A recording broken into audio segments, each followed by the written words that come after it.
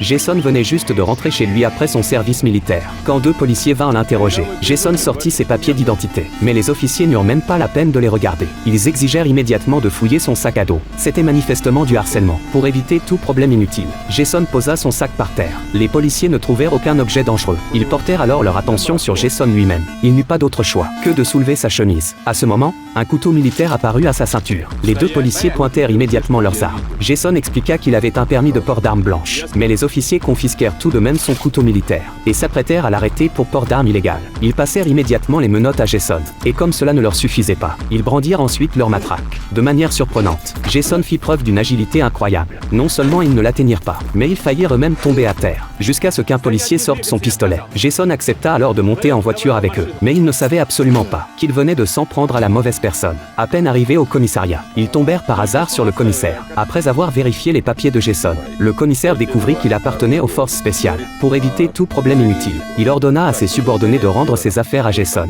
et l'invita dans son bureau pour s'excuser. En voyant le bureau rempli d'objets de luxe coûteux, Jason réalisa immédiatement que ces gens n'étaient pas ordinaires. Le commissaire remarqua aussi le comportement suspect de Jason. Il l'avertit donc de ne pas s'immiscer dans ce qui ne le regardait pas, puis le laissa partir. Jason venait d'arriver à la porte, quand il se rendit compte qu'il avait oublié sa radio dans le bureau. Lorsqu'il revint la chercher, il fut témoin d'une scène qu'il n'aurait pas dû voir. Une femme recroquevillée sans défense dans un coin. Jason, en tant que soldat, ne pouvait pas rester les bras croisés sans rien faire. Le commissaire sentit que son humeur était complètement gâchée. Il cria avec colère à Jason de prendre ses affaires et de dégager. Mais Jason était déjà prêt au combat.